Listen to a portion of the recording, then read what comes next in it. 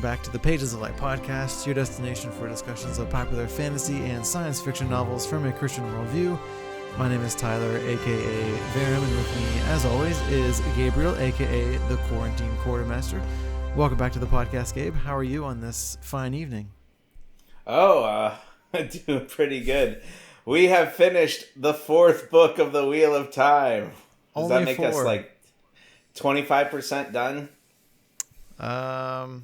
Are there 12? Not quite. There's 14, but if you include the prequel, then that makes it 15.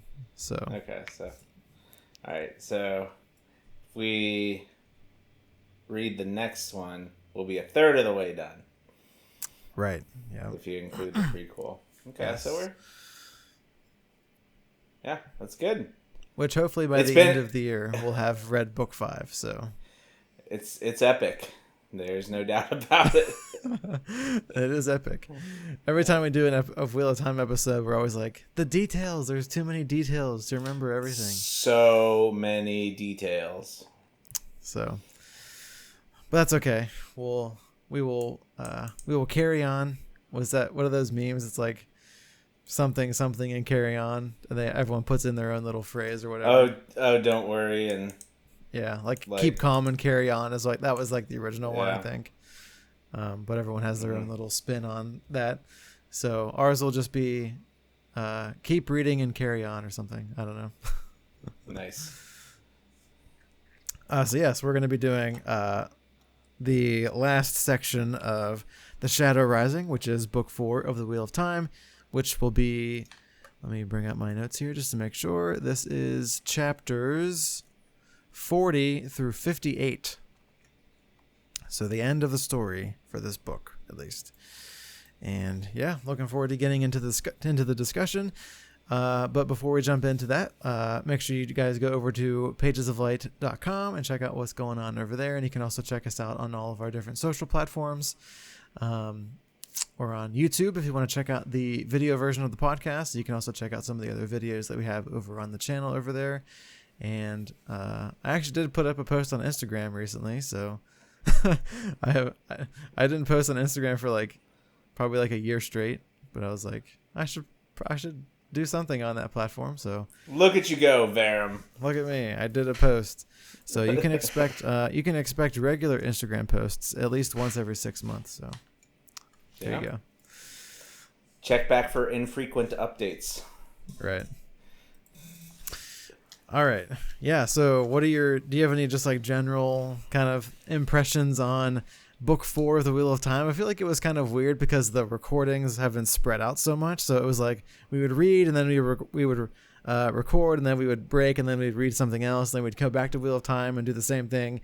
And we've done 3 episodes now on it. So I feel like I don't feel like that was maybe a good way to read such a long book, because I feel like whenever I was jumping back into the reading, I'd be like, wait, what happened again? I don't remember where I left off. So what are all the characters doing with just having those breaks? So I feel like just kind of because of how I read it, I didn't fully appreciate the whole story of the book.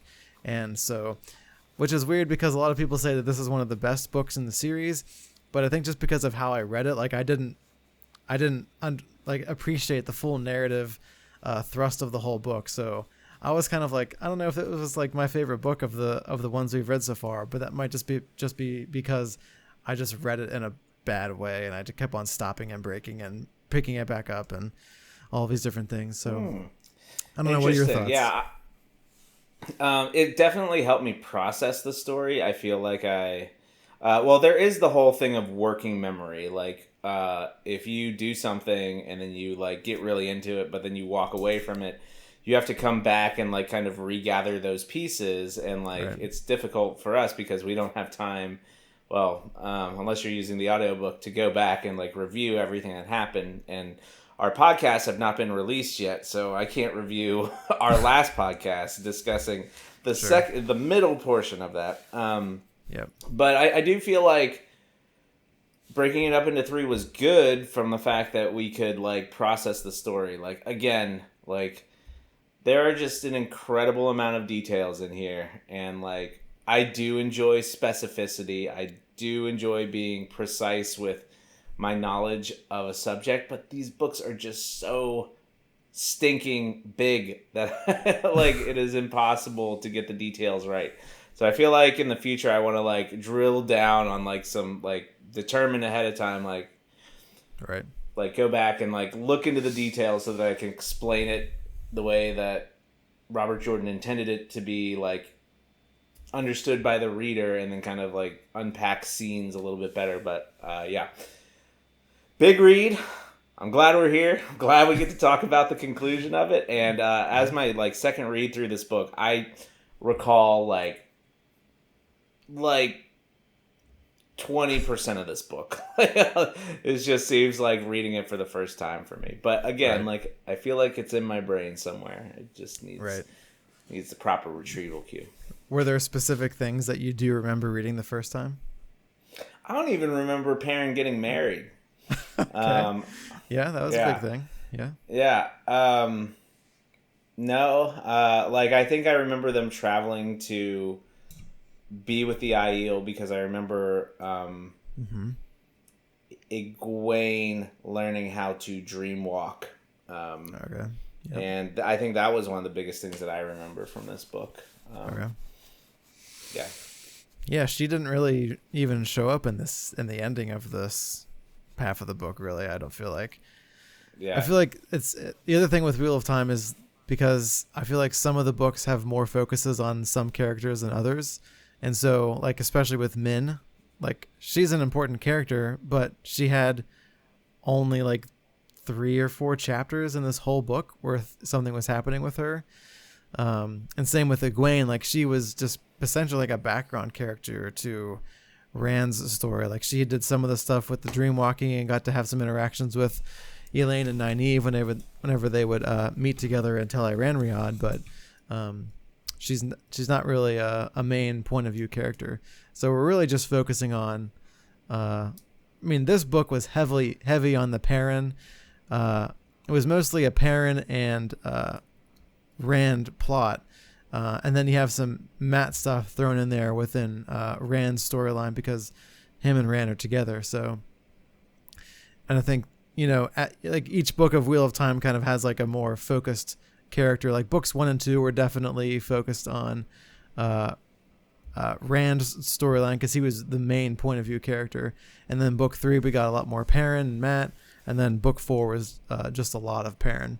So I don't know what book 5 is, so we'll have to wait and see what happens with that. But it is kind of nice to get different books focused on different characters where you can really get to kind of get into their own psyche and their own point of view. I did really enjoy just learning more about Perrin, and I enjoyed kind of the dynamic with Fael. We talked a lot about them in the previous 2 podcasts. So they're a little like lovers spat at the beginning, and then they go off into the ways, and then in the middle part of the book, so they continue their little spat thingy, and then we kind of get some resolution here in this last half of the book, which is good. So as Gabe mentioned, they got married, so they had to resolve something from the previous time that we talked about them. So, but yeah, it's always good to jump back into the Wheel of Time, but yes, you're all right. These are mammoth books, and there's a reason we have to split them into 3 because it's just really daunting if we were to try to do 2 episodes on this, it would be a lot to cover in 1 episode. It would be really long. And we could probably honestly even split these up into 4 and just do smaller chunks. But this is what we're doing now. So we're playing. We'll play with the podcast and see where it goes. Of course. Cool. All right.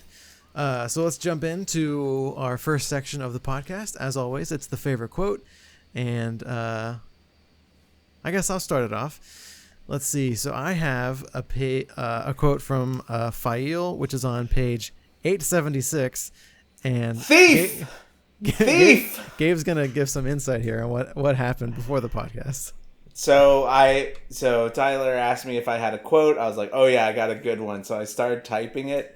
And like, he's reading. He's like, you are typing literally the same quote that I did, and because I didn't read his quote. He had already put it into our Notion like note page, and I didn't read his.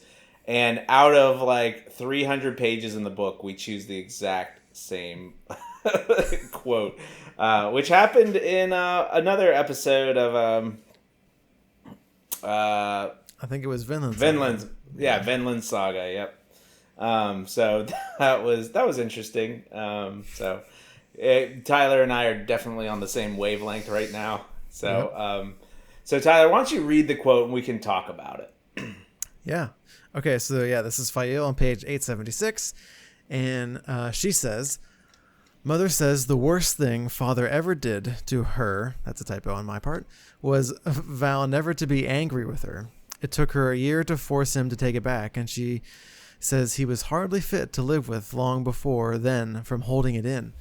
You will be angry with me, Perrin, and I with you. If you want to make another wedding vow, you will not hide it when you are. I cannot deal with what you will not let me see, my husband. Boom. So yeah, good quote. And yeah, I mean, I really just love this quote because it's just good marriage advice from. I mean, Correct. Robert Jordan was married, and I'm sure he probably learned this at some point in his own life, and so that's how he's able to kind of have his own characters, have this own worldview, and have this quote in this story. And yeah, I mean, I just liked kind of that, just the idea of like you're vowing to never be angry, which is that's not even really like possible. So what Perrin was actually saying was like he wouldn't like visibly show his anger toward Fael. Doesn't mean that he wouldn't actually feel angry to her.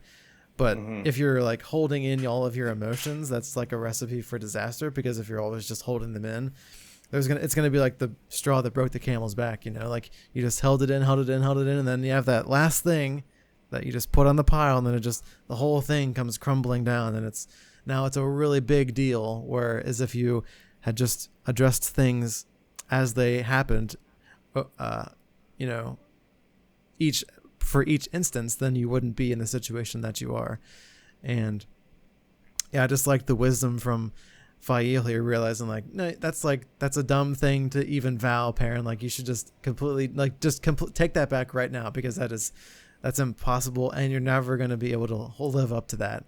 And if you try to, then it's just going to hurt you, and it's going to hurt me, and it's going to hurt the relationship. And so, instead she's saying, let your anger be known, and to not to hide it. So that she's saying, I love the last line. It's like, I cannot deal with what you will not let me see. And so just, you can't address things in your marriage, or just in general, like friendship relationships. Like you can't address things with each other if you're hiding things from people, and you're holding your emotions back from what you actually feel.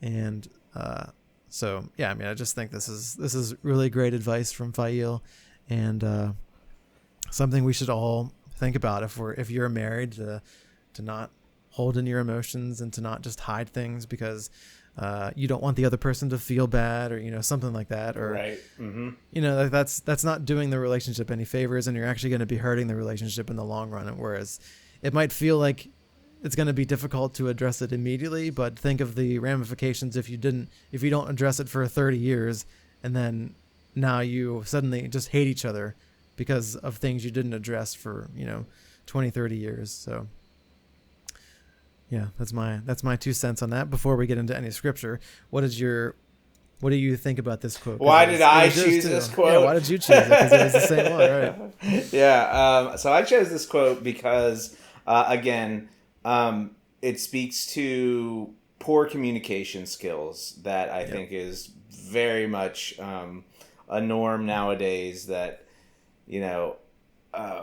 I'm not going to communicate when I'm upset, or I'm just going to fume internally. Yep.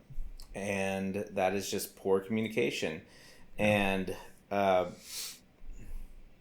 some people just do this like as a natural course. And for me, it had to become a learned skill, because my father gave me a good example of not becoming visibly upset with a lot of things, but and I kind of inherited that. But if you want your relationship to breathe and be open. You have to be able to communicate and solve in a healthy way those things that you disagree on.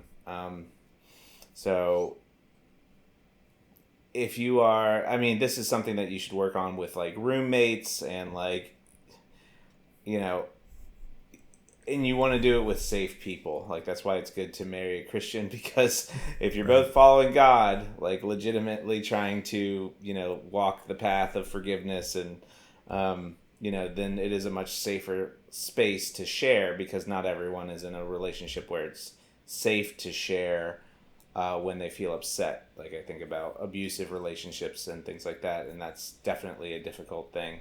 And that's why some people end up harboring resentment, because they don't have the opportunity to safely discuss those. So Yep. read Never Split the Difference by Chris Voss. Read Critical Conversations. Read Boundaries with the Townsend and Cloud. All good books.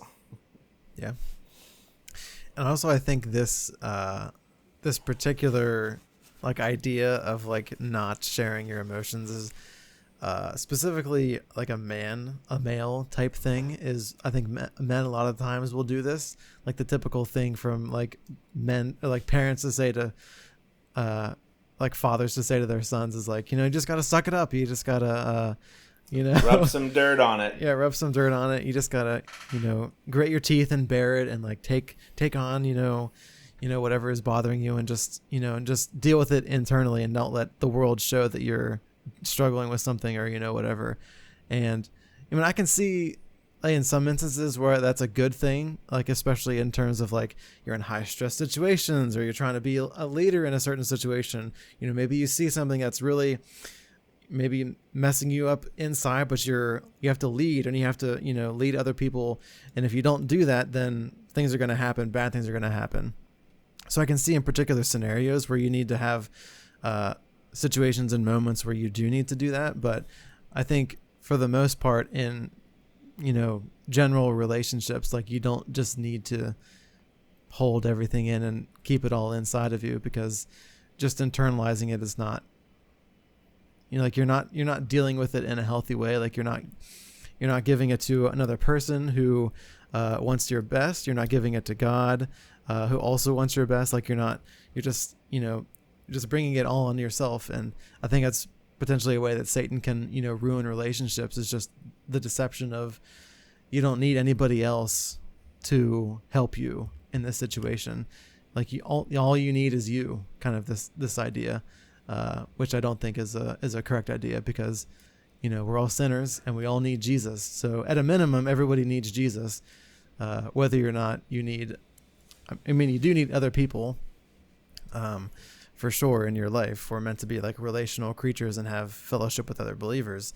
So there's no instance where you should just only be keeping things to yourself at all times. So yeah, let's get into a little bit of scripture. Or did you have a follow up on that? No, I was just going to say, yeah, let's hear what scripture you have. Yeah, so I have Ephesians 4. This is verses 25 through 27.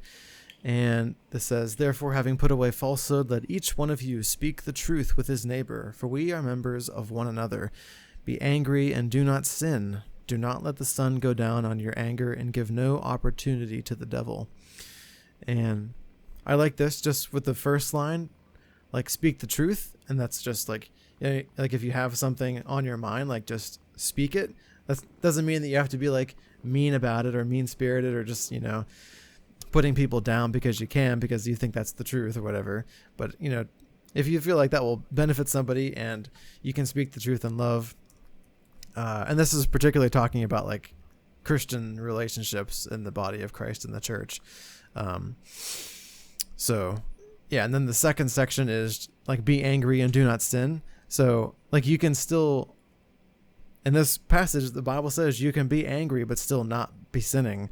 So you can have, I guess, some kind of like a righteous anger, or you can feel the emotion of anger but not give in to the temptation of acting on that anger, which would be in a sinful way. And so kind of, you know, parents saying like, I'll vow to never be angry with you. Like it's almost as if like being angry is like a bad thing. But you can be angry at things, but not act on it in a sinful way. And then just the last line is just give no opportunity to the devil. And I think like if you're not speaking the truth and you're letting your emotions run rampant, like you let your anger just guide your actions, then the devil is going to use those things where you're being deceptive and you're letting your emotions run rampant in your life. He's going to use that to reap destruction in your own life or in the lives of other people around you. So those are kind of the little tidbits I pulled out of that passage. And then the second passage I have is John. This is chapter 8, verses 31 to 36. And this says, "So Jesus said to the Jews who had believed him, 'If you abide in my word and are truly my disciples, and you will know the truth, and the truth will set you free.' They answered him, 'We are offspring of Abraham and have never been enslaved to anyone. How is it that you say you will become free?' Jesus answered them, 'Truly, truly, I say to you, everyone who practices sin is a slave to sin. The slave does not remain in the house forever. The son remains forever. So if the son sets you free, you will be free indeed.'" And I think this just is like a good reminder, like that we're free in Jesus, and it's okay to have emotions and to be, have those anger emotions. And even if you do let your emotions lead you to sin, then just you have the reminder that you are free through Jesus Christ, and He has taken on your sin for you. And so we can trust in that. And the classic line of just the truth will set you free. You'll know the truth, and the truth will set you free. So just like the call to not be hiding in the darkness and to step out into the light and to let the truth be known, like with things in your own life, with sin that you're dealing with, or to speak truth in the world whenever you see other people doing things that are destructive or sinful, and to speak the truth in love in those things.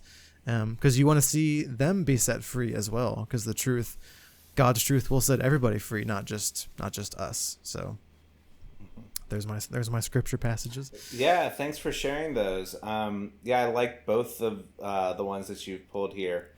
And then, to kind of build off what you said on like the truth is like can set you free.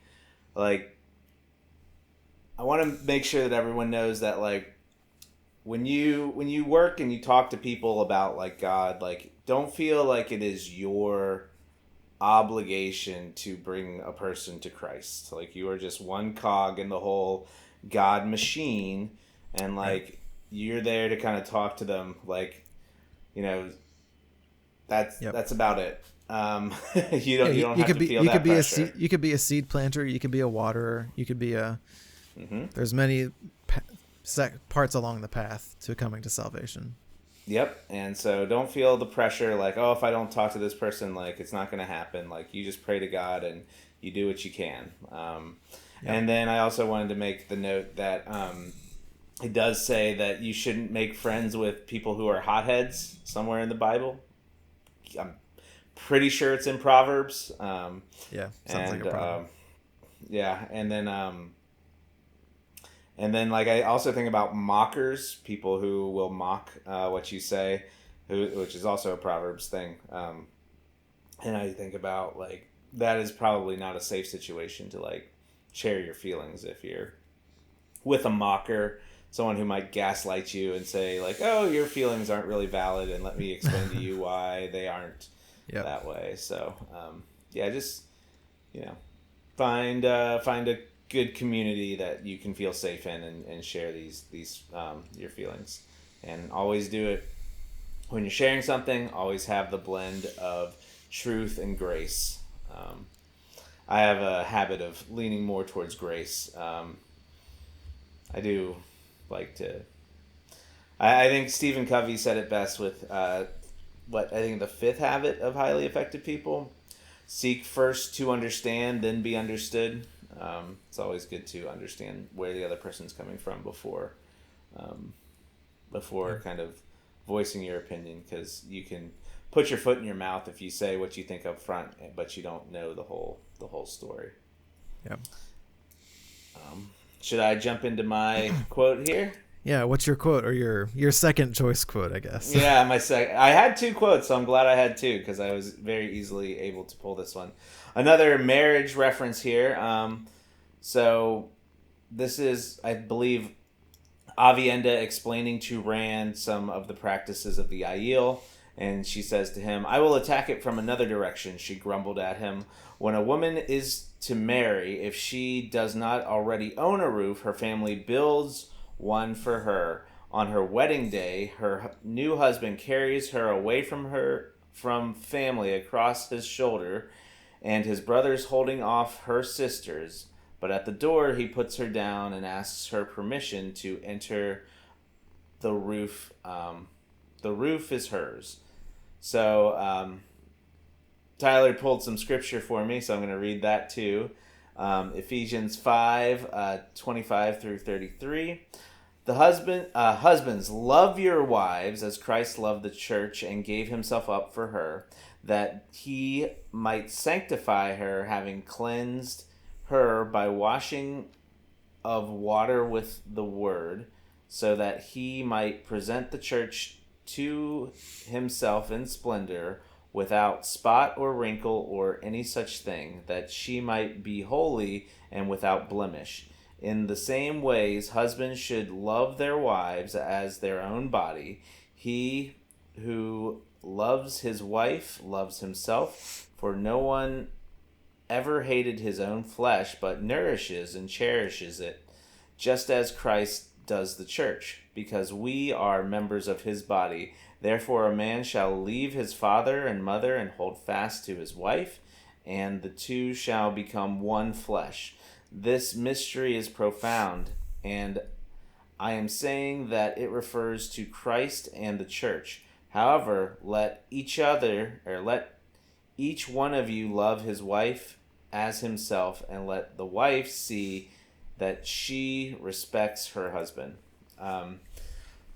So there's a whole book series that talks about love and respect. But I think this is good scripture here because this is the start of a new marriage, and how the man... I like how in the Aiel it's kind of flipped from standard, like, Right. at least here in America, practices that, like, you know, the man is kind of the head of the household, traditional family roles, and but there are lots of families where the wife is the person who runs the house, and like there are husbands out there that give a lot of respect to their wives and let them run the house. Like I give a lot of props to my wife. She runs a really good household. She's savvy. She's earned us a lot of money with our house, and she's taken care of it and upgraded it far more than I felt like it needs to be. But she has. She wants it to be such a nice place for our family to live, and she's really done a fantastic job with it. And again, I will come back to cleaving. I don't feel like in my first marriage that my ex-wife and I truly cleave to one another, and that is a big difference in my marriage now. We have cleaved to one another. We seek each other's opinions first, and that's the way it should be. And that's how we are such a strong couple, is because we look to each other to help solve our problems first. I have known people that when they're on the verge of getting married, like if there's a disagreement about the wedding, they will like seek out their own parents and say, this is what they want to do. And like, I don't know how to respond to that. And then they'll go back to their fiance and be like, well, I think we need to do this after talking to my parents. And like, that is just a perfect encapsulation of how to not cleave to one another if you are still holding fast to your parents. So just be aware of that if you are moving towards marriage, be sure you're choosing someone that you want to spend your life with, and that you're going to go to them for your decisions, and you guys are going to carve your own path. And I will get off my soapbox now. Do you have any thoughts about either this scripture or this quote, Tyler? Well, I just kind of like the line where it says, on her wedding day, her new husband carries her away from family across his shoulder with his brothers holding off her sisters. But at the door, he puts her down and asks permission to enter. I just thought that mirrored kind of the two will become one flesh, like in the leave your father and mother. Like the new husband carries the wife away from her family, and so they are together. They are going away from what she has known in the past, and they are now going to be just them together. So that's kind of why I like that scripture passage there, because it's kind of a mirror of, you're leaving the family that raised you, and you're now going to be starting a new family with hopefully God at the center. If you have the triangle, so like you're the two bottom halves, and then God is at the top of the triangle. Mm-hmm. So if you're both looking to God, then you're coming closer together as you both get closer to God. And so that's kind of the picture, at least with this, because husbands are supposed to love their wives as Christ loved the church. And so that's the call that so we need to be looking to Christ, so that the more we become like Christ, then the better we're able to love our wife. And this can also speak to Perrin and Fael. Hopefully there's no like Christianity in the Wheel of Time, but like you need something. You can't just have like, there's like that phrase where it's like, at church, one of the recent messages that our pastor gave was he used that phrase from that movie Jerry Maguire, where Tom Cruise's character says, "You complete me." And how he was talking about like the fallacy of that kind of, cultural idea of like you need somebody else to complete you. Like you're incomplete without another person in your life. And what does that say about like single people? Like does the single person need somebody else to complete them? No, nobody needs somebody else to complete them. The only person that you need is Jesus. And that's the person that you need. And that's the person that completes you. It's not another earthly person that you need to kind of finish off what is incomplete in you right now. So just maybe encouragement for single people. Like you don't need if you're single, like that's fine. You don't have to be married. You don't have to be looking for that other person to complete you. And it's completely fine to just be single and to put God at the center of your life and to focus and just be as much like Christ as you can. So yeah, there's a lot of pressure, at least in the circles I grew up in, to like kind of find, someone and, get married and Yep. and I never found my sufficiency in Christ until after my divorce. So, so yeah, I would agree. Try and find that, guys. Cool. Yeah, that's a good quote. Thank you for sharing. And I'm glad that you had a backup ready to go, since we both picked the same thing. Me too. I also had a secondary quote. So if we couldn't align on two, then, early bird gets the worm. It's always good to have two, just in case, because you never know. All right. So as always, if you guys have a favorite quote, please leave it in the comments. We'd love to hear those, and just why you liked it and how you thought it aligned with some kind of biblical or Christian perspective, and how we should think about life. Cool. Let's jump into some book discussion. So I think for this section of the book, we're going to be breaking it down kind of by story arc. And so there's basically like three kind of story arcs here. We're going to tackle the two kind of side plots first, and then we'll jump into the meat with Perrin and Rand. So the first one we'll do is Min with Sawan Sanchi, the Amerlin seat, and then we'll do Elaine and Nynaeve in Tanchico, and then we'll go and do Farron. That's their celebrity name. Farron. You didn't even mean to do it. Listen, I've been doing that for years, like combining words and like yes. Yeah, so welcome to that stage of life. Sorry. So we're gonna do Farron, which is Perrin and Fael, And then we're gonna do Matt and Rand to end it off. Although there's not a ton of Matt in this section of the book, mostly Rand.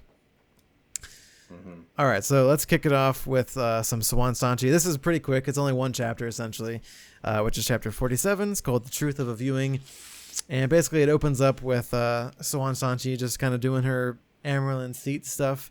And she's going through some notes that have been given to her about things that are happening in different parts of the world. You know, she has people that bring in information for her so she can make decisions. And, you know, at some point as she's up there in her office, these people from the White Tower, led by, how do we pronounce her name? Is it Elida? Elida, I think. Elida. Which I'm trying to remember correctly. I think she was of the Red Aja before she left the tower and went to go be like a counselor to Queen Morghese, I think is kind of her background.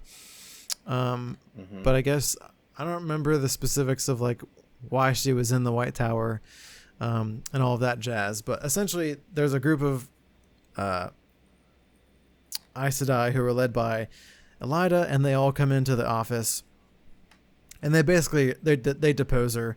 They you know, put like a barrier around her so that she can't use the one power, and they just, you know, take her captive and they throw her in prison.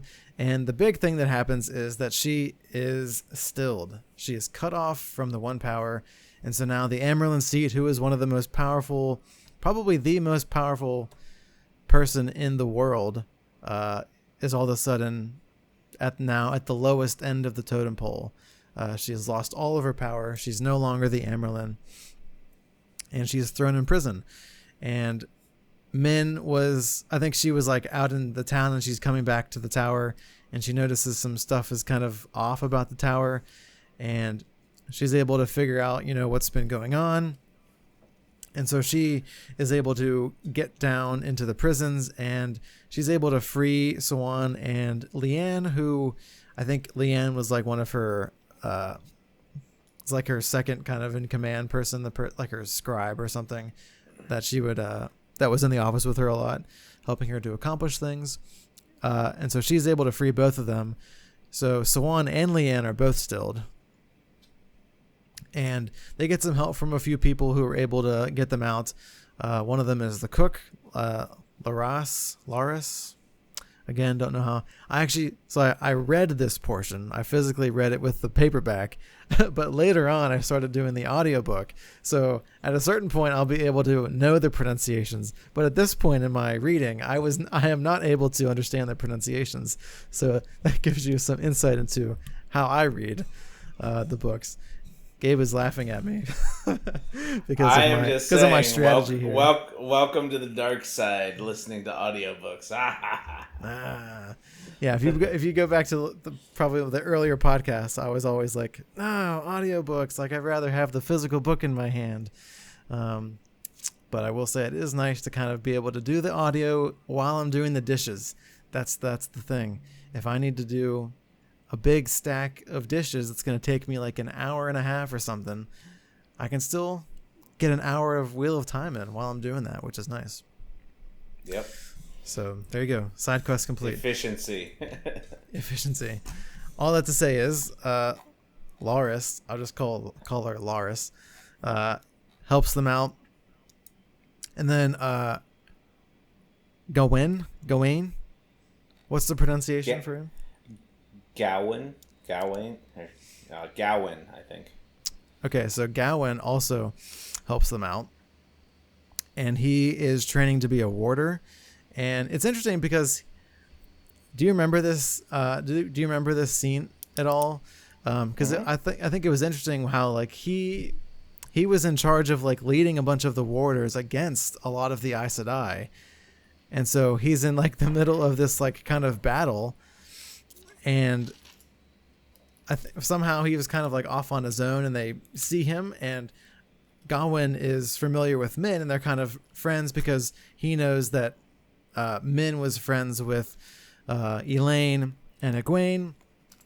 the other Aes Sedai and Nynaeve, who are no longer in the White Tower at the moment, and he is looking for Elaine because I don't remember, are they related or are they cousins? Yeah, they're brother and sister. Oh, they're brother and sister. Okay, right. Yeah. Okay. And they sorry, continue. No, you can say what you're going to say if you have a point. I forgot what I was going to say. So. Oh, okay. There you go. There you go. Okay, so yeah, it's interesting for him because he's leading the charge against the Aes Sedai, who are trying to defend against this rebellion that's happening. And then he turns around, he was like, because he trusts Min, he trusts that what she's doing is for the best, even though he knows that they have Siwan Shanchi and she is leaving the White Tower, and he just lets them leave, essentially. Like, he gets them, because he kind of has the in with the guards, he's able to get them all out.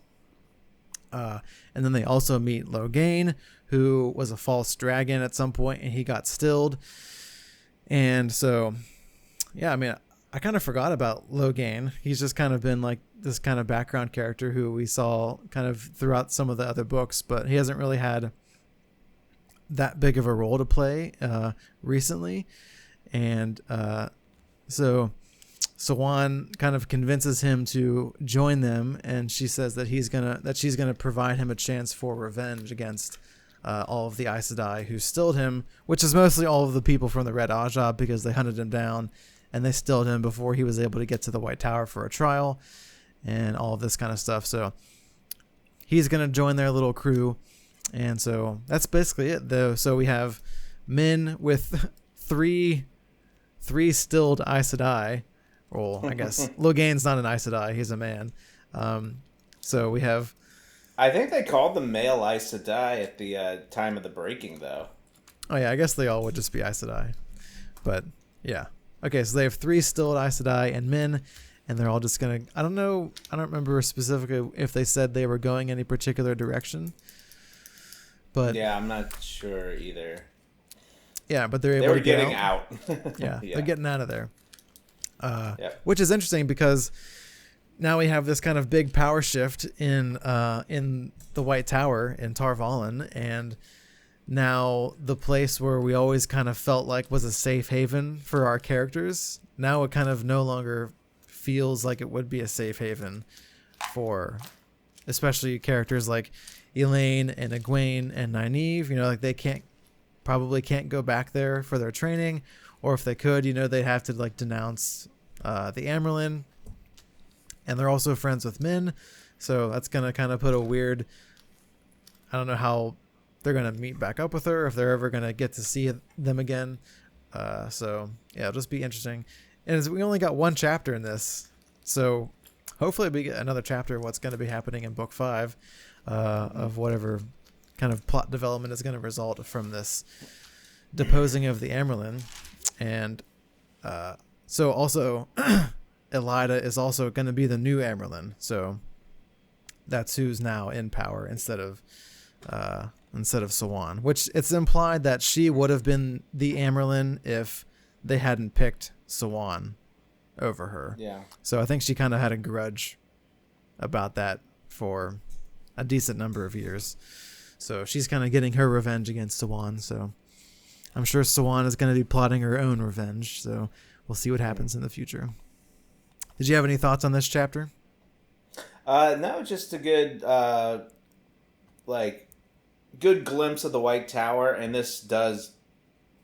The name of the chapter, The Truth of the Viewing, that goes back to chapter 1, the very first chapter, when Min looks at the Aes Sedai and she sees like some of them are going to die or get gravely injured. So this is the event that she was seeing in the first chapter.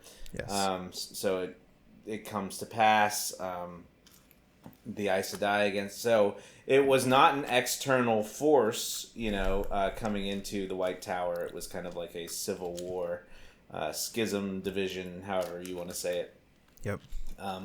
So I thought it was a good glimpse into the goings on at the White Tower and how things have changed.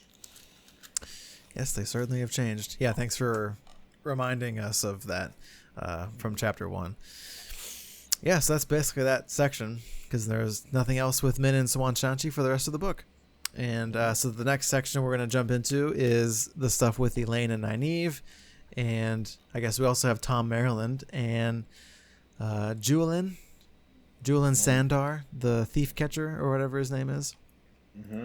And so they're all in Tanchico, and Gabe's going to pick it up with that section of the book. Yeah, so if we remember from the second podcast on this book, this group... Well, actually, so if we go back to, I think, book 3, that these 3 were deployed to go out and find the Black Aja and to kind of stop them, and they're still traveling and trying to figure out, because they traced them to Tyr in the last book, and then in this book they have followed them over to Tanchico, which is a very rough city. Like Tom and Julian, they go out. Go out into the city, and they come back with like black eyes and like getting beat up all the time, and just a very rough place. And as the main characters stay here in the city longer, it gets more and more dangerous. So in this part, is this where we have who is the Shan-Chan? What's her name? Aginin. Let's see. Egyanin. Yeah. So she ends up. So Nynaeve and Elaine are in the city, and they're about to be attacked, and they grab their power. They grasp for Sidar. And then they're like, oh no, like someone might detect us, and then they drop it, and then they have to like fight off these ruffians like by hand. And Egyanin comes in and like helps defend them. And then they go back and they like take a liking to her, and like it sounds like she's kind of like in and out of their lives for a few days, like they're and she's like coming back and like kind of checking on them. But the big thing that happens right now is they're trying to find the Black Aja, but we learn later in the book that Mogadine comes in and is able to just basically wrap the Gawain and Nynaeve around her finger. So they have like a guest come to where they're staying, and Mogadine comes in, and she is a Forsaken, and this kind of gives you like a reason why she is able to do this to Elaine and Nynaeve, who are like the two most powerful Aes Sedai that are up and coming. And she just walks in, and they just spill their guts about everything. There are a few things that they hold back. And they are not Aes Sedai. So I think we just want to make that clear, that they are not full Aes Sedai, but they lie about it, saying that they are Aes Sedai. They have their dragon rings, and then Mogadine is just pumping them for information, trying to figure out how much they know about the Black Aja, and she learns why they're in Tanchico, and like they're close, but they haven't figured out where the Black Aja is, but they do know about like the members, at least some of them.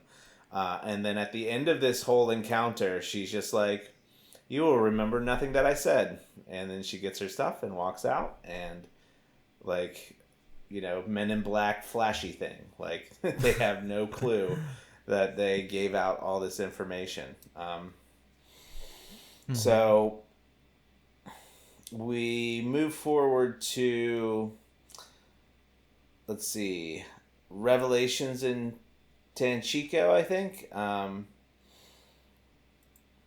So at this point, Egyanin is going to be recognized by Baal Doman, and they kind of have like a little scuffle that Doman ends up winning, and he like slams her like and holds her down like on a table, and he's like, I do believe she be Shan-chan, miladies, or something like that. He's got this weird like kind of seafarer pirate kind of vibe. Yeah, his the way he's presented in the audiobook, it's very distinctive. He's like, who's that character in Pirates of the Caribbean? His like right hand, Captain Jack's right hand man. I can't remember what the guy's name is. He's got like the handlebar mustache things down the sides. Yeah. Do you remember him? Yeah, we be sleeping in Davy Jones's locker, you know. Yeah, stuff like that. That's Bail Domon. That's what I'm picturing in my head. Yeah. So they identify that Egianin is Shan-chan, but really the big reveal is and Nynaeve is totally mad that she's Shan-chan, and she's not even Egwene, right. who was leashed by the Shan-chan for I feel like it was weeks that she was leashed, like it was not a short amount of time, which suffering torture on a daily basis just by someone thinking about it is not a fun way to go around. Egwene was leashed, not Nynaeve, though, right? Yeah. I'm sorry if I didn't make that clear. Yeah, it was Egwene, who's not even... Egwene is with the wise ones near Rudion. Yep. Yes. The names are so close. Like, I'm like, so we have... did he plan this to make it difficult to talk about? Elaine and Egwene, and then there's Egianin, and then there's with the white cloaks, it's the two B names, Bayar and Bornhold, yeah. Bornhall. I get those two confused all the time. Yep. Why you gotta do it, Robert Jordan? It's so tough. So the Black Aja are hiding at the Panarch's palace. They're basically living it up in the royalty. And so... and I've not heard this term before, Panarch, because that's not... It is a title. Right. And it's not the person's name, which we do... be like king or something, or queen. Yeah. So, and then the next chapter is kind of wild. It's called Need. And this is where Nynaeve travels into Tel Renriad, and her and Egwene kind of talk about what's going on in each of their locations.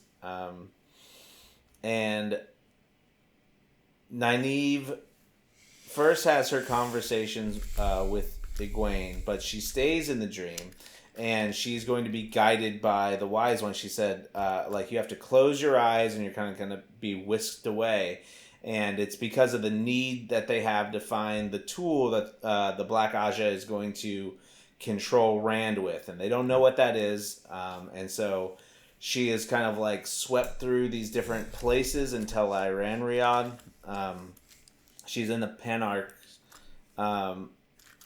Amathera is being held there and being tortured by Tamail,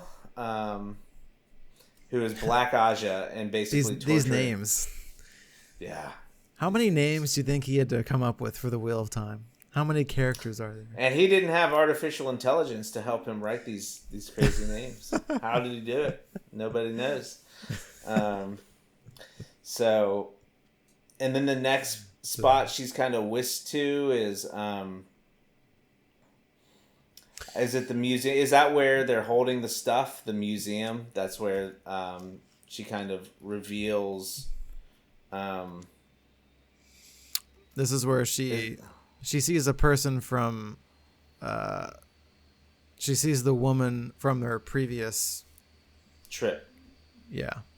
Brigitte, and this is where we kind of get some world building that they kind of live in Tel Renriad, all these heroes that can be called forth by the horn, and they're either spun out into like time as like a newborn child, and her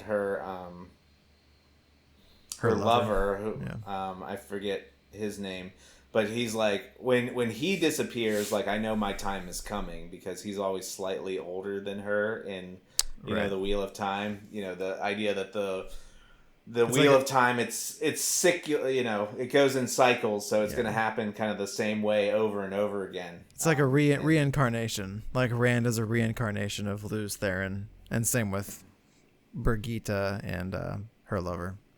Yeah, and I guess technically all of the characters.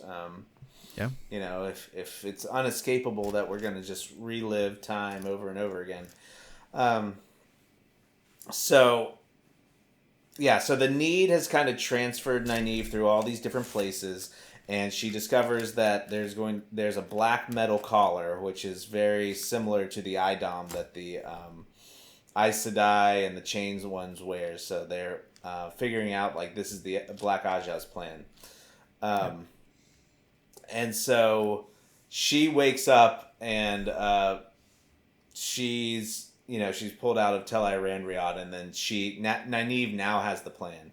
And this whole time Egyonin has been chained with the one power, and like has like wrist bindings, and she's sleeping in the corner, and they talk to her and she's like, I am scared out of my mind right now, and I'm just laying in the corner trying not to be, that.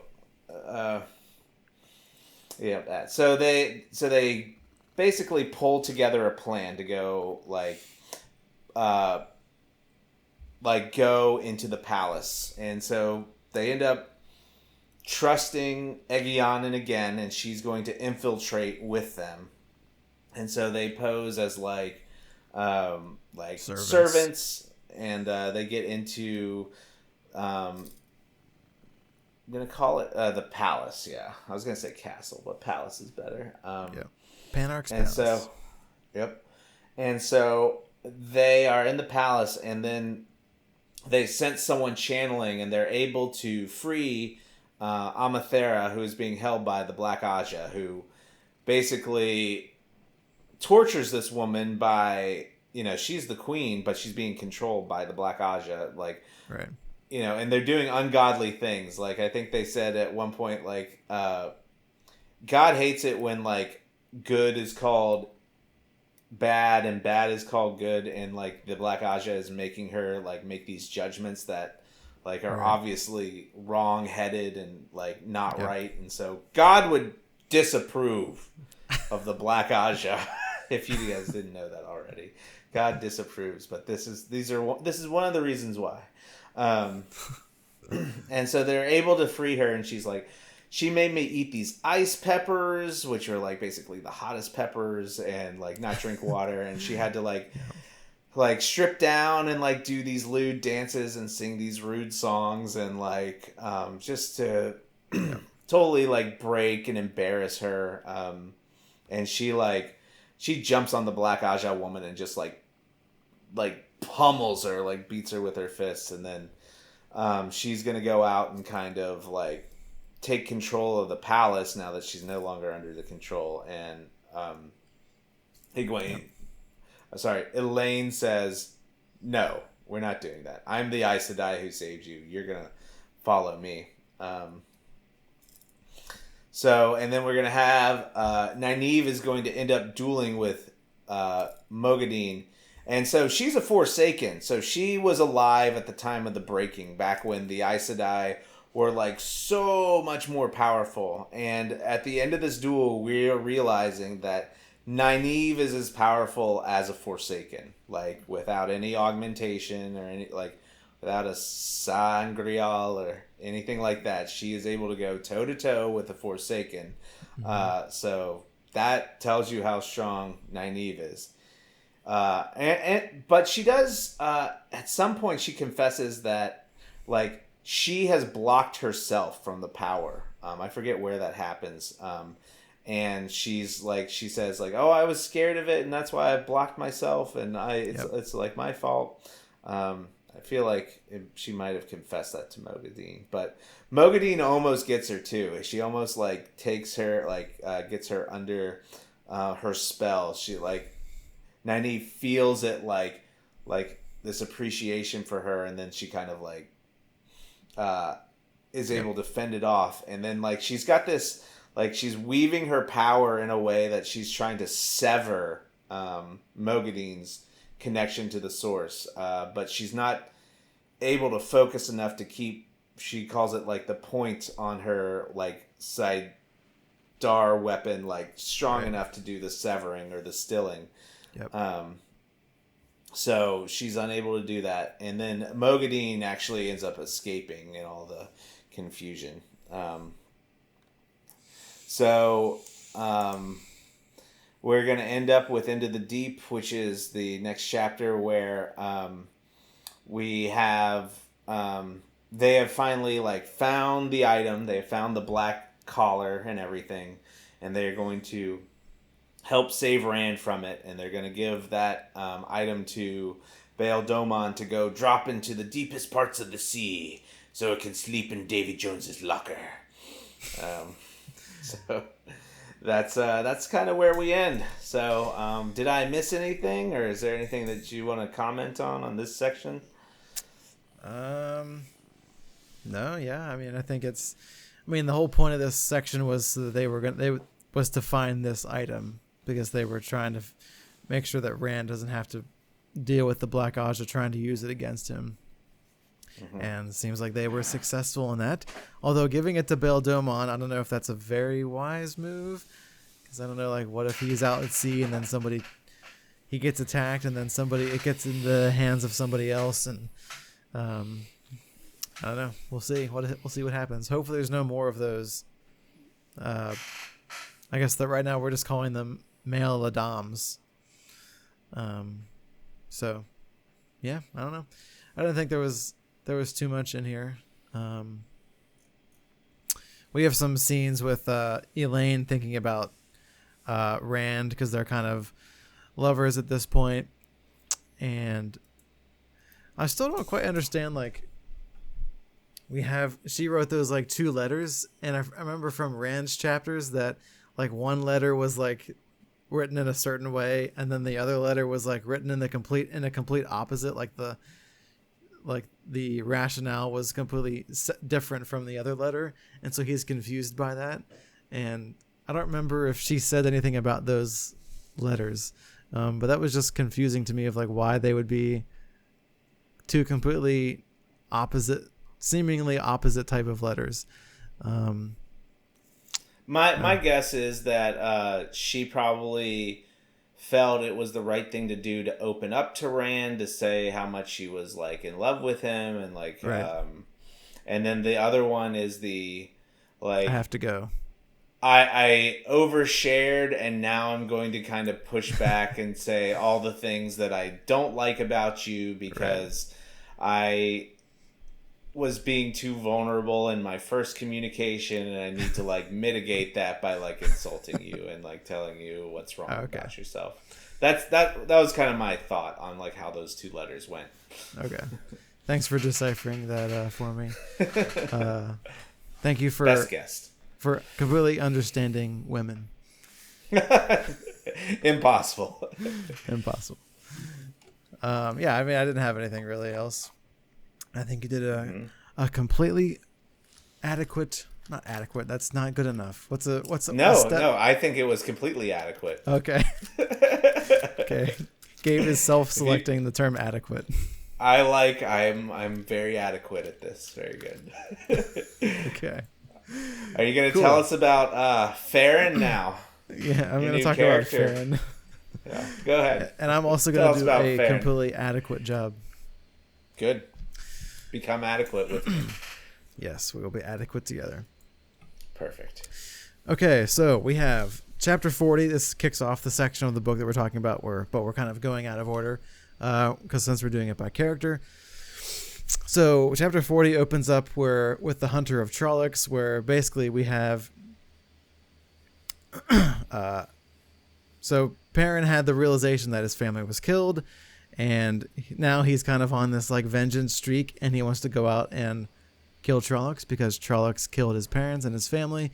And so he gets a group of, Two Rivers boys, men, little soldiers, and they're all kind of going around the areas of the Two Rivers, and they're basically just hunting down Trolloc little parties and bands that are going around and attacking the different farms that are in the area. And so as they're doing this, they seem like they're being pretty successful because they're able to, sneak up on the Trollocs when they're sleeping.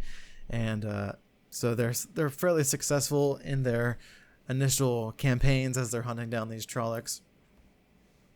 But we have an ambush happening, and there's a scene where like Lord Luke arrives to their party and he's talking to them, and then he's like, Perrin's like, you can stay with us and hunt down the Trollocs if you want, but then Lord Luke's like, no, I gotta go back to the Two Rivers and see to the defenses there because you're out here doing your thing. And so he leaves, and then shortly after that there's an ambush. It's interesting because the Gaul comes back and he tells them that the Trollocs are in this location, they're moving this way, and if we go in this area, then we can ambush them. And so they set up their little ambush, and then it seems like they're waiting for a long time. Like I think it says like hours that they're waiting, which seems like quite a long time to be waiting for an ambush that they knew the Trollocs would be coming through this area. And so they're starting to get a little bit antsy. But it turns out that the Trollocs are the ones that are going to be ambushing them, and they've been outplayed. And so they get attacked, and some of the Two Rivers, I'm going to call them boys because they're probably not that old, but they would just want to Lord Perrin of the Two Rivers, they want to follow him. That's what they call him a little bit later in the story. And so some of them get killed, and he feels very responsible for this, and he's not very happy about it, and he gets pretty gravely wounded as well. And so in the next chapter they come upon a tinker's camp as they're kind of like limping their way back, and or is it? I think he doesn't get wounded until later. Am I misremembering? Which is a good vocabulary word, but I'm not sure. Which word? Misremembering. Misremembering, yes. No, I think he gets wounded here because he gets attacked by that Trolloc, or I think he gets attacked by a Fade or something.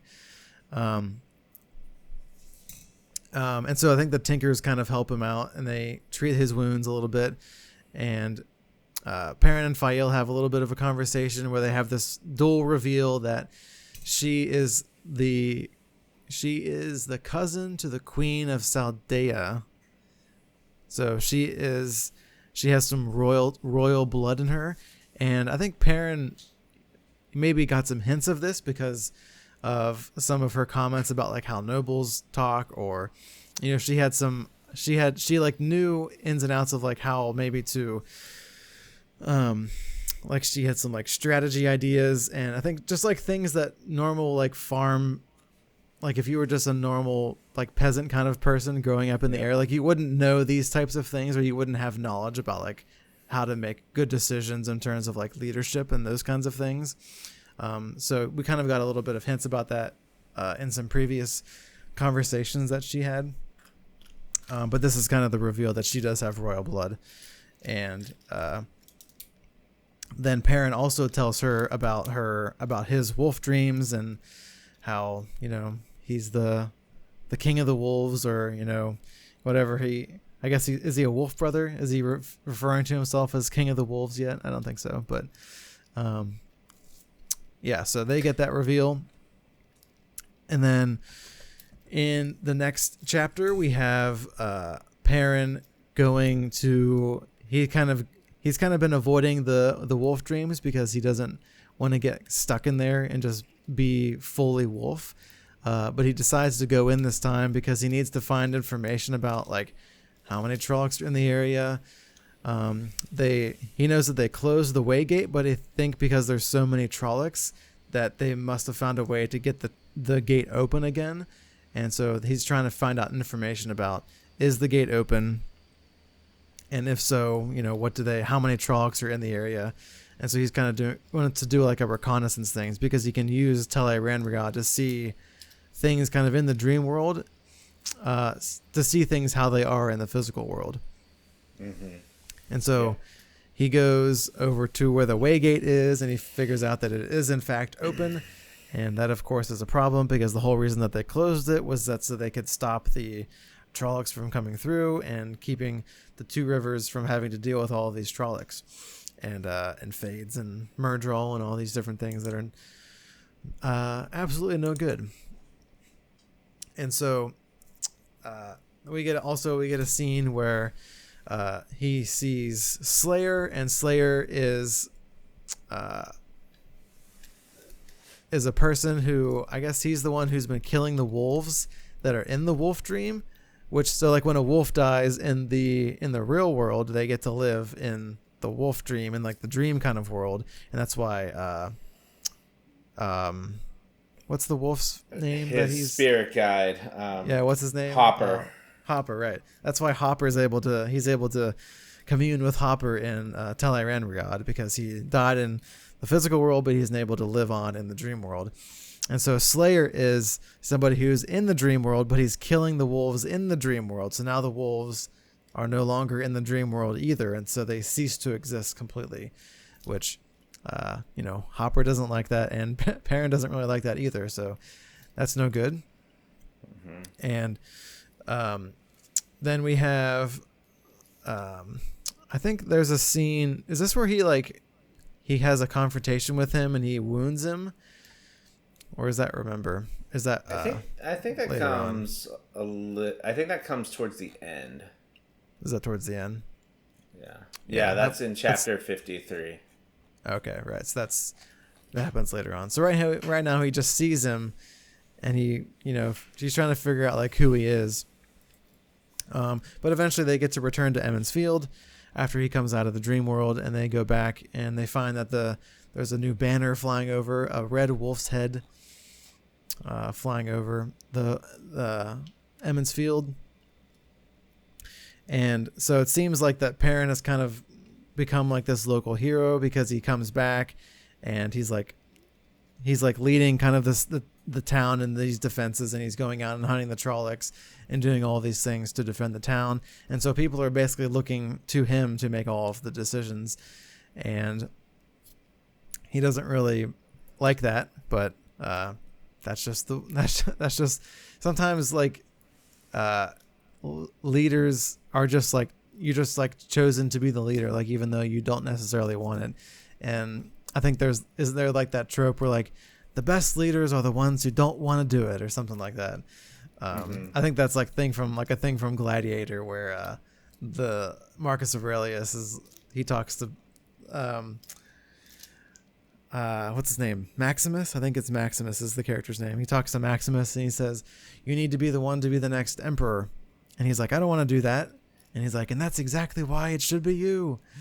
So no Lord of the Rings quote for that one, but pulling out the Gladiator reference, which is a great movie, by the way, if you have not seen it. And where was I?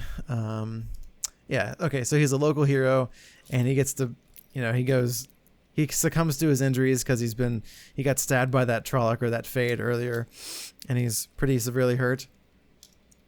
But he's healed by the Aes Sedai, Elena. And while kind of Perrin is in this delirium state, Loyal and Gaul come to him, and they're like, "We need to go," because he tells them that the gate is open. And so Loyal and Gaul want to go out and cut off the gate completely, and then want to close it off completely. Because right now, it was, whenever they originally came through, Loyal took the leaf away so that it could only be opened from the outside and not from inside the ways. But it seems like they were able to open it again, and so now Loyal wants to go and completely close it off, which will basically mean that it'll kill that part of the ways, which Loyal doesn't really want to do, but he kind of is forced to, and he has to do it. And he feels like it's kind of his responsibility, because as a what's their Ogier? Yeah, Ogier. I was like, what's their race? Completely drawing a blank. So as an Ogier, like the way gates, like the ways is kind of like something that they built, and he feels like a responsibility of that, and so he thinks that he needs to be the one to go out and do it, and Gaul wants to go with him and help him.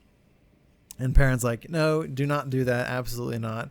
But they go and do it anyway. And Those rebels. And yeah, so they go out and do it anyway. And yeah, we get a confrontation with some Trollocs. A bunch of Trollocs started attacking the village, and Tam is able to repel them with a bunch of archery. And the Aes Sedai have made these like exploding catapult type of things, which is quite convenient that they're able to create such technology. That's like a basic siege weapon or some kind of missile system, medieval style. So that's kind of cool. Yeah. That they're able to do that. All right, and then we get to chapter 45, which is probably one of my favorite chapters from Perrin's story, which is called The Tinker's Sword. And we have some scenes here where we had the Trolloc attack as it gets repelled, and then there's the Tinkerer people who they were with just a few chapters ago.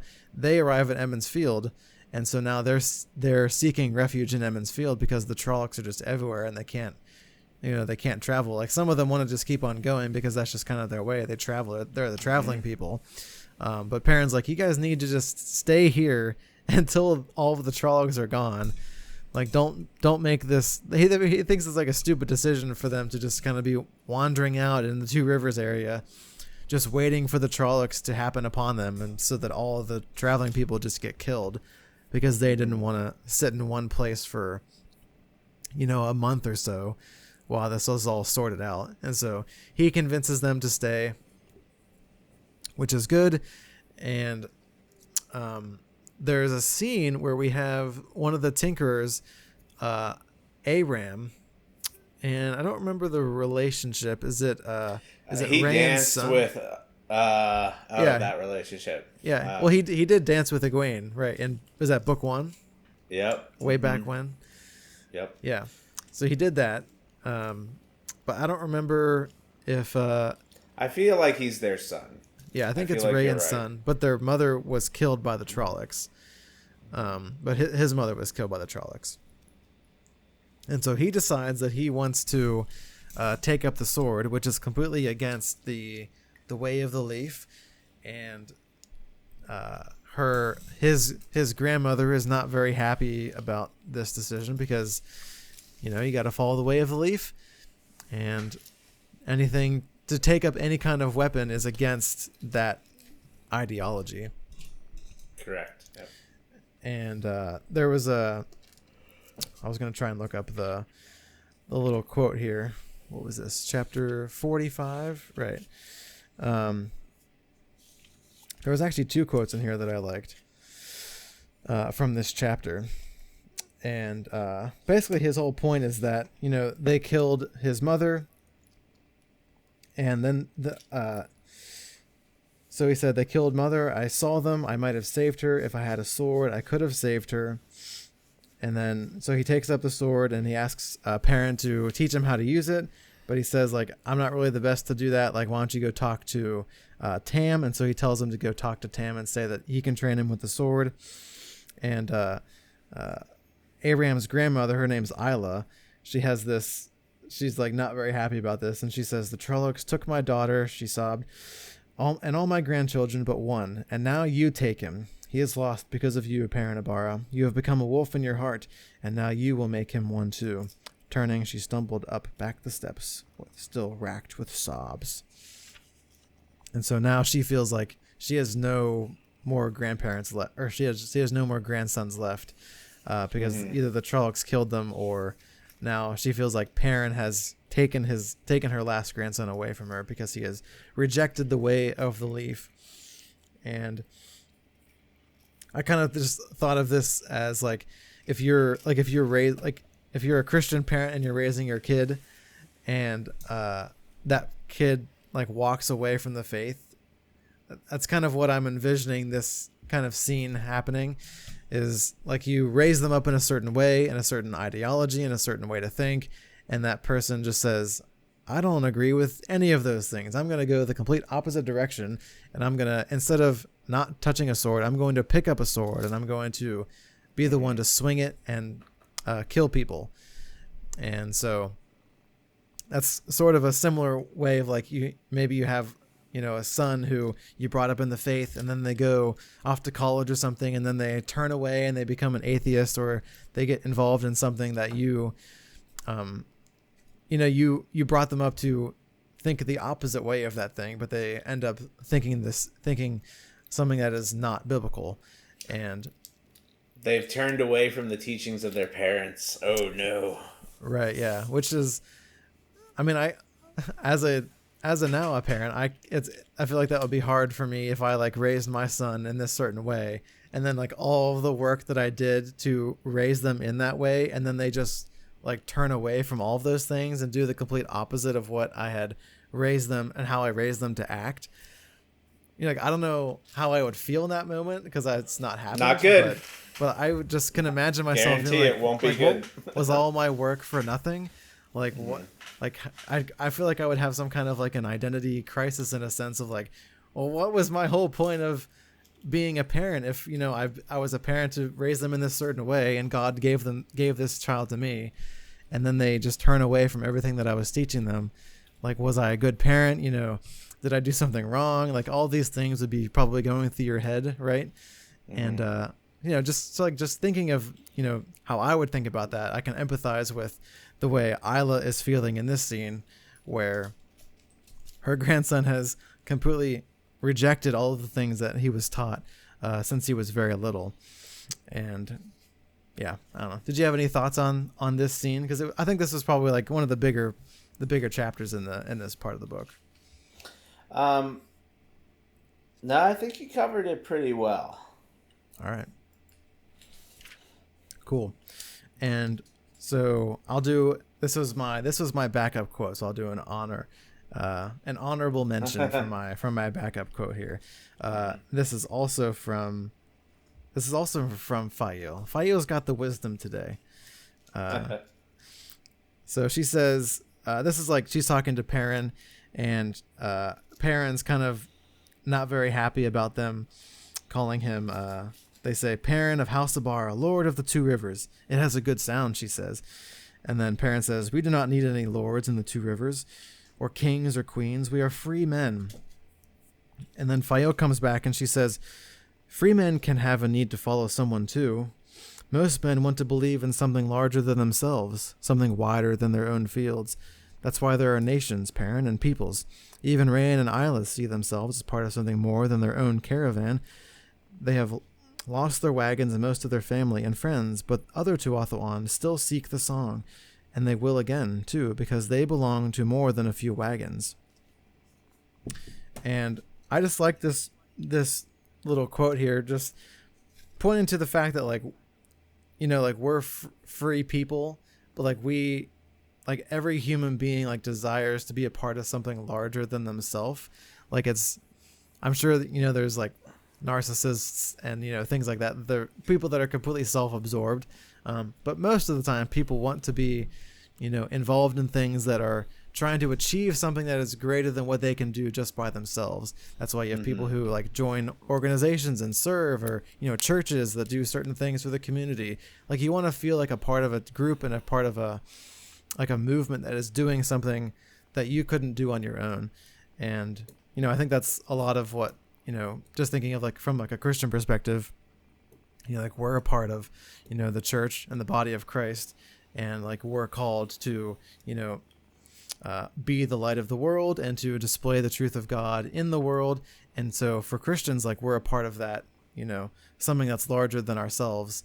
And so yeah, I just kind of like this quote, just pointing to that, like, even though you are a free person, like, you do want to have somebody that you're looking towards, and some kind of leader. In terms of a Christian perspective, that leader for us is Jesus, or God. Like, he is the head of the church. And so, that was my backup quote. Yeah, I think that's a good observation. We definitely want to follow people. I mean, that's why social media has taken off the way that it has. People find people that they identify with. I definitely feel like the people that I watch influence the way that I do things. So, like, I have role models in, like, all domains of where I'm trying to be better. So like when I go to 3D printing, I'm looking at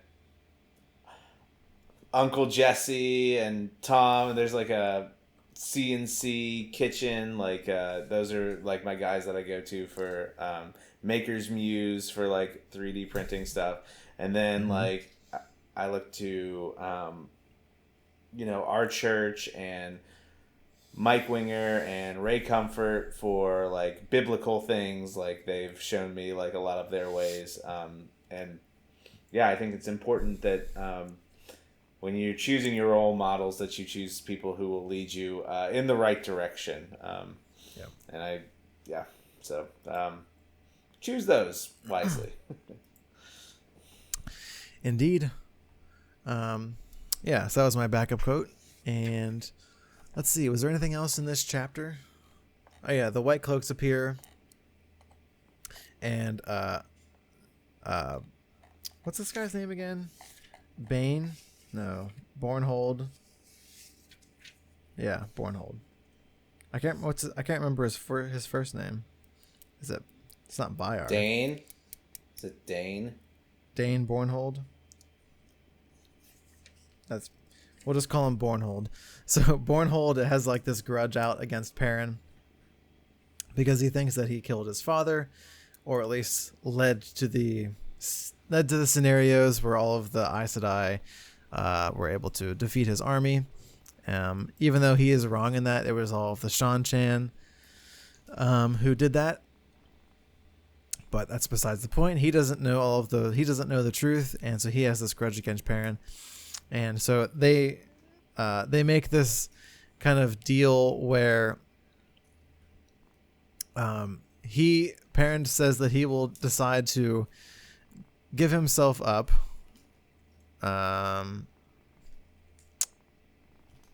Yes. Is this chapter?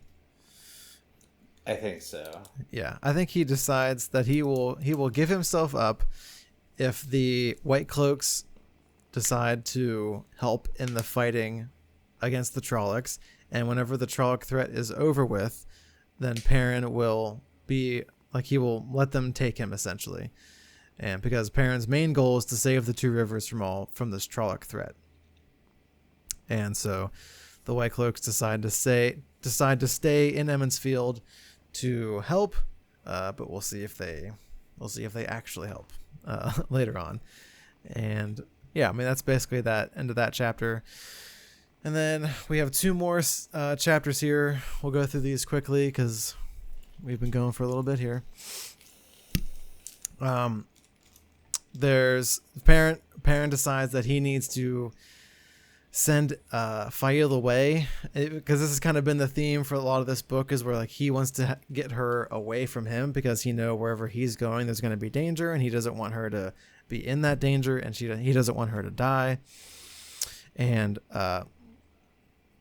so he gets some reports that from Loyal and Gaul, who went to go and close the Waygate, and they were able to successfully do that, but they're bringing back all this information that there's thousands of Trollocs that are on their way back to attack the Two Rivers. And so this is the prompting that Perrin needs. Okay, there's thousands of Trollocs. They're coming. We're probably not going to survive. And so therefore, Fael, you need to get out of here. But he doesn't reveal all this information to her. And so he says that, I want you to go to Camelin to talk to Queen Morghese because you're noble and you'll be able to know how to talk to a queen and all of this kind of stuff. And so she decides to say, yes, okay, I will do that on one condition. And the one condition is that he will marry her. And so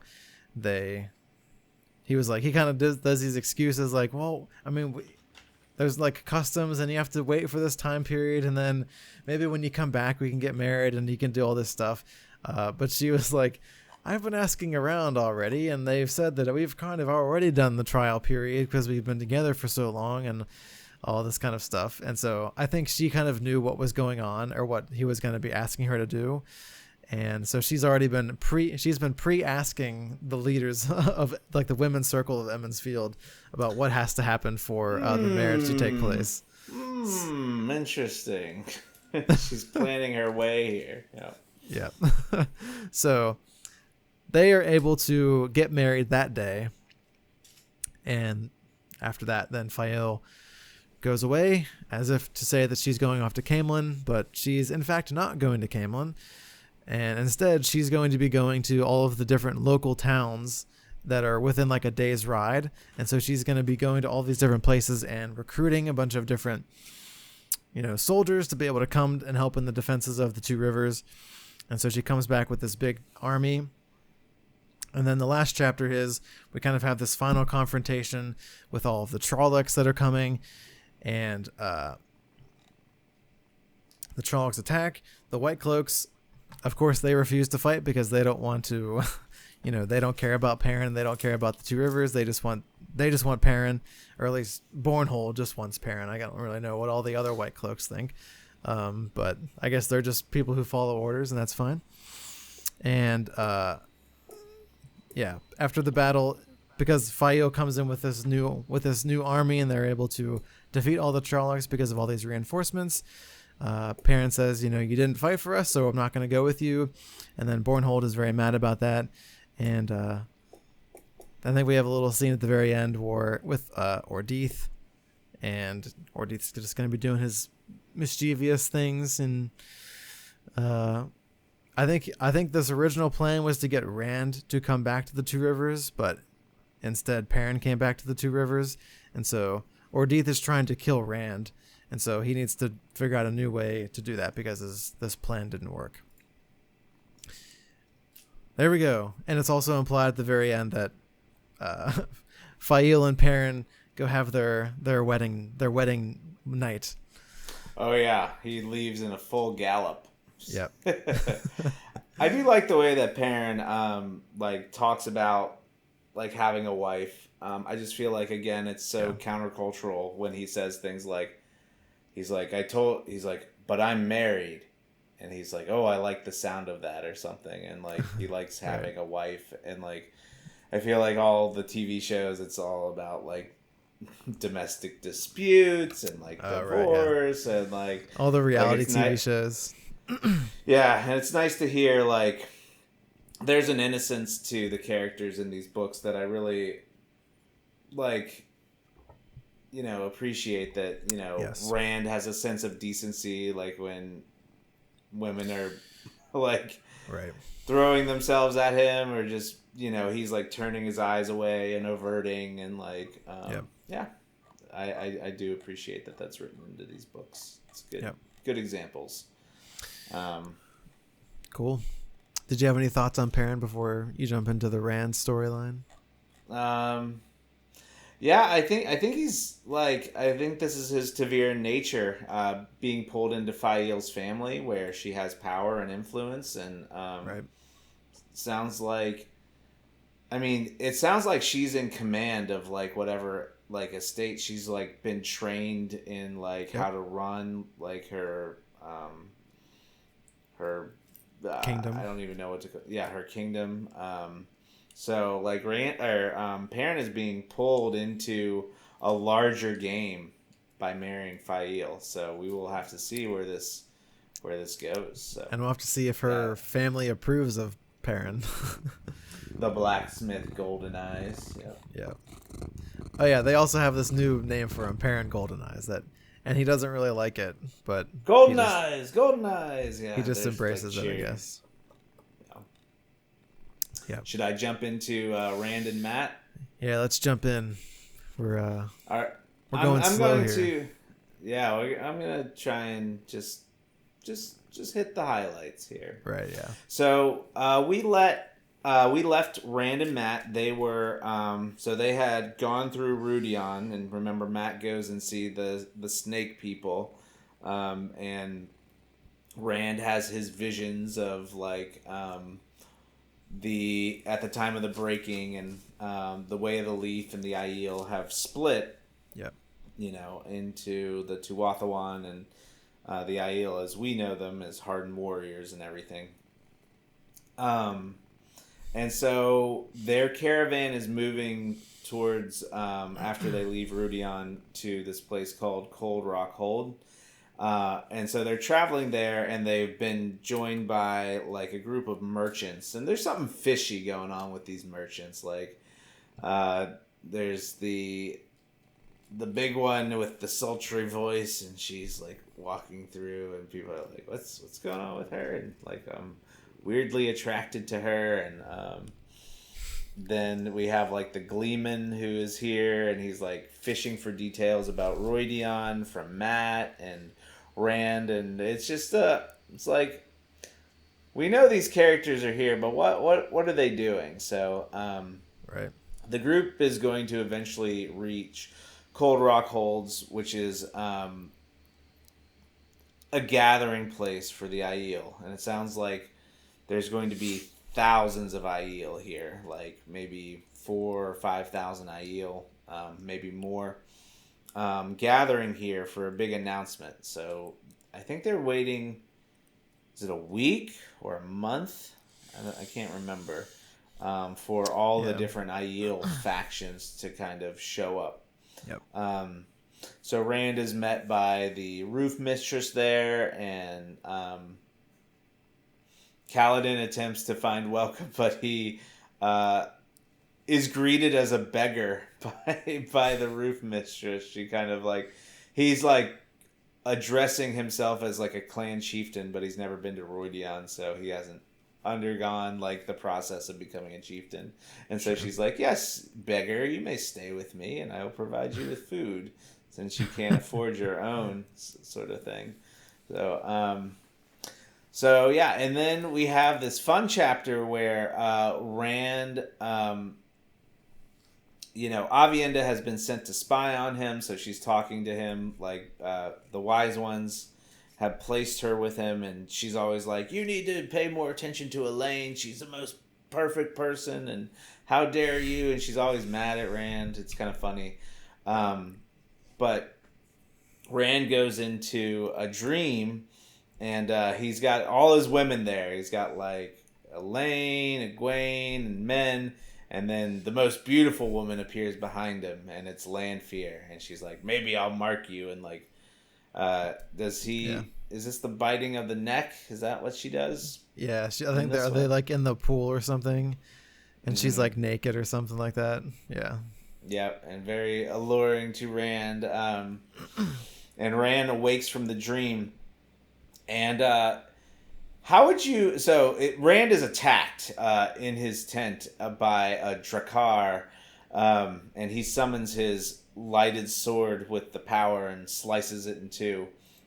Mm-hmm. How did they describe the Drakkar? Do you remember? Yeah, I was like, I don't actually remember what they. I think they were just like dark kind of Drakkar. There you go. Bring up the wiki. They kind of look like, based on the wiki, they kind of look like vampire type things with wings. Oh yeah, their kiss is what, like, it brings worse than death. I remember them saying that now. Yeah. So it says they're used as assassins and overseers by the Dark One and his lieutenants. Mm-hmm. So, and then there's more Drakkar, and then they're like, "Oh, how did they get so close?"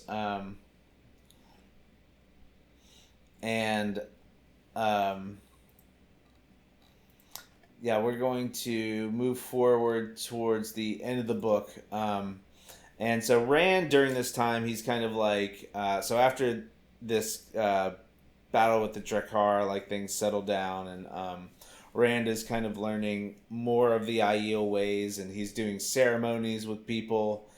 And they're like, "Oh, the ceremonies are short, but right. like they involve like drinking." 100 times. Yeah, and he like gets real drunk, and like he basically becomes like really friendly with like the spear, maidens of the spear. Is that who like adopts him? Right. Yeah. Well, they're gonna be I think they're supposed to be like the defenders of he who comes with the dawn. Mm-hmm.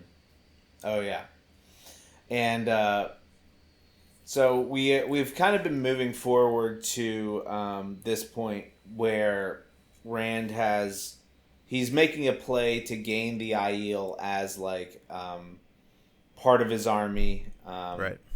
He who comes with the dawn is how he's been foretold in this society, because he has different names in different societies. The prediction that he will be coming, and so they're in this basically like natural amphitheater, and this is where like the 4,000 or 5,000 Aiel are gathered, and he's gathered them to speak to them because he's been to Roidion, so he's technically like a chieftain, and he gets to show off his dragons to prove he is who he says he is. But he is challenged by Couladin, who is this guy who was denounced as a beggar by the roof mistress. And he says, like, I have the dragons, everyone should follow me. And he's lying, of course. And Rand is free with his information. He describes what's happening in Roidion. And he's warned by the Aiel elders that not everyone can handle hearing that they were once Tuathawan, following the way of the leaf. And it will break some people. And the name of this chapter is A Breaking in the Threefold Land. And so as Rand all of the Aiel were the Tuathawan. Mm-hmm. Yeah. Yep. And so we had the schism back at the breaking where we had those flashback chapters, yeah. Yep. And then here we're having another breaking where people can't accept Rand for telling them the truth that they were once Tuathawan, or that they followed those ways. And the other part of the group kind of follows Couladin, even though Couladin tries to kill Rand. How'd that battle go down, Varum? Do you remember? Yeah, basically, like, he does this pronouncement, and Couladin doesn't like the answer, and he picks up a spear and he chucks it at Rand. And then I think it's... I don't remember who blocks it. I think it's one of the maidens. Yeah, I feel like like blocks it with her shield or something like that. And then yeah, so they kind of stop this battle between those two. But then Lanfear shows up, and then we get a whole different kind of battle about to start. Yeah, so this is where it's cool at the end of every book. There's like some sort of crazy battle that Rand does. Like he's fought the Dark One twice, and it all like it's kind of like the Sanderlanche, like characters that you haven't even heard of are like coming out of the woodwork to fight Rand. That's kind of how it goes down. And so here we have Asmodian. Thank you. It's nice having backup here. Asmodian. So he's actually been the Gleeman. He's been trying to like sweet talk Rand, figure out what was going on in Roidion, and he earlier in the book he's like, I have information, and if you forgive me of all my sins, then I will let you in on my secret information. So I'm assuming that he was Male Aes Sedai, and he could teach him how to use the power, is kind of what he was saying. And, just as a biblical tie, like, I feel like everyone wants to be forgiven because we all know that we've done wrong. And I think that's one of the things that, like, just being part of the world, like, you naturally, like, feel like, oh, I shouldn't be doing this, or like this was right and this was wrong. No one's telling you these things. There's just like a natural feeling to it. And I think that's a sign that points to God, that everyone knows that like you're not supposed to cut in line. You're supposed to like wait your turn. And like as soon as someone goes against that, you're like, I can't believe they did that. And I think those are all little things that God has programmed into us to know like there is a right and there is a wrong. So the battle with Rand and Asmodian is interesting. Like they are both, obviously Rand is the Dragon Reborn, ultra powerful, and so is Asmodean. He is a Forsaken, and he is actually being aided by the Dark One, who prevents him from going mad. And Rand is able to like see these dark tendrils that connects Asmodean to the Dark One, and as they're battling, he like figures out a way, and finally he's like able to sever those things. He severs the connection, and Asmodean is defeated, and Lanfear kind of steps in and like throws in some protection, so Asmodean can't really use as much of the power. So Rand now has a teacher who's kind of like a rabid dog on a leash that is slowly going to get stronger and stronger. But he, like, Asmodean basically can't go back to the dark side right now because he's too weak and wouldn't be accepted. And because Lanfear is going to tell all the other Forsaken that he failed or something. He's not allowed to come back, essentially. Yeah, kind of like exiled, excommunicated. Yeah, it seems like, because it's always weird because it seems like Lanfear is always like, she like shows up and she's like helps Rand in these like very specific circumstances, and she's like doing all of these things so that he can kind of defeat some of these enemies, and it almost seems like she's on his side in some way. I think she's like playing at her own game, and I think we got some of those. She definitely is. We've got some reveals about like her own plans. I think it was in previous sections of this book where she's, I don't remember the specifics. I'd have to go back and listen to it, but like she's got her own plans for, like they can, defeat the Dark One together, kind of these kind of things where why don't you and me be together, and then, we can rule everything, and it's not the Dark One. It's kind of like a Lucifer kind of thing. Like, I want to defeat God and I want to be the Lord over everything. Kind of that kind of deal. So. Yeah. And I was listening to Mike Winger, and he thinks that maybe it wasn't he was trying to defeat God. It was more like he wanted to be on the same level and like kind of partner with God. And I, of course, don't have the scripture to back that up, but that was a interpretation I had never really heard before, like that they could be side by side partners, and that's where the pride came in, like, oh, I can be equal to the Almighty, to the God. So this is where the book ends after this battle with Asmodean and Lanfear. And we have the breaking of the threefold land, because only some of the Aiel are going to follow Rand into the future, and the other part of them is not going to do that. So he has secured some of them, and I think that in itself fulfills a prophecy that he's like going to break them, but also lead them and save them. So he's fulfilling prophecy as he moves through book 4. And so that takes us to the end of the book here. Yay, we did it, everybody. Oh, we did it again. What do you mean? We completed another podcast. We did it again. Oh yeah, another podcast. Yeah. Well, before we finish the podcast, do you have any book 5 like predictions? Like, what do you want to see?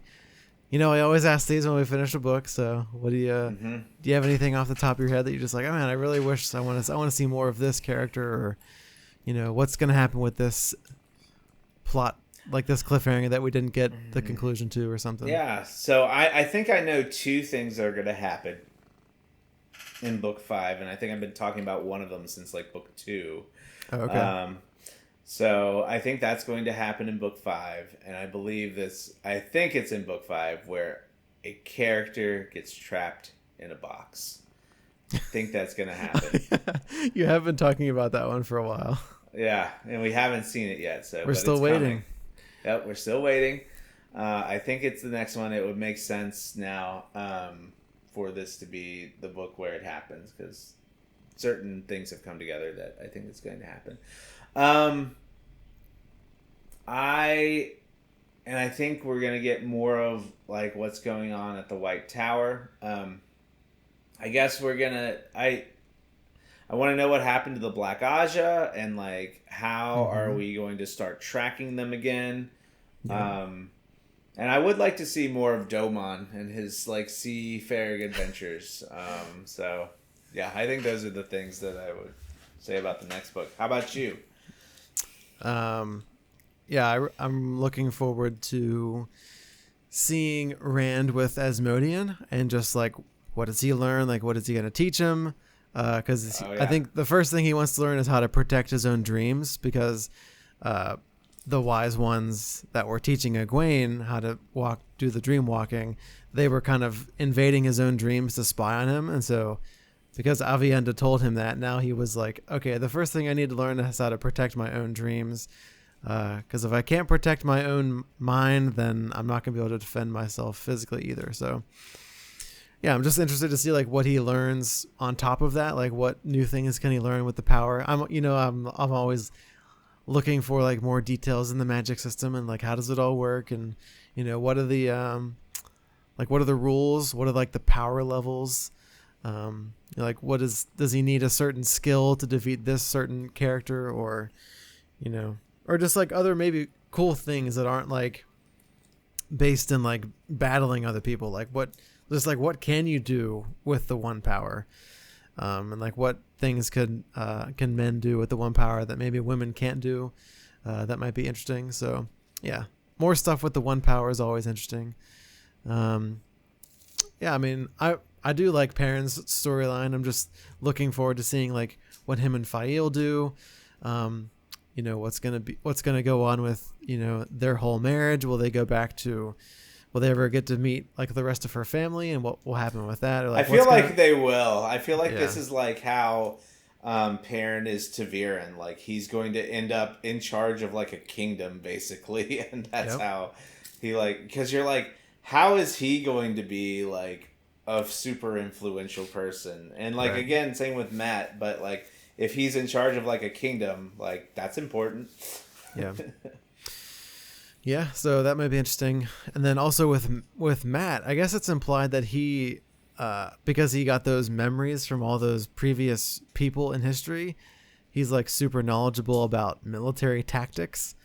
And so, just seeing what happens with that, like, will he be a leader of, I don't know. I feel like we just need like a book dedicated to Matt and like what's going on with him, because I don't feel like we really got like a book, like a big section of the book just dedicated to his own storyline. Feels like he's always just kind of tagging along with some of the other characters and along for the ride with some of whatever they're doing, but he doesn't like have his own. I mean, he had the whole scene where he like went to, he traveled to Tyr on his own to help save them, in book 3. That was kind of one of the big things that he got to do in the last book. Um, but yeah, some more Matt is always good. Same And here. he did secure the Foxhead medallion, which makes Right. him immune to direct uses of the one power. So, like, That is true. that's going to shield him from, like, some Aes Sedai work and, if, male Aes Sedai too, I don't feel like Rand is going to use the one power on him, but could. Right. He So. could. You never know.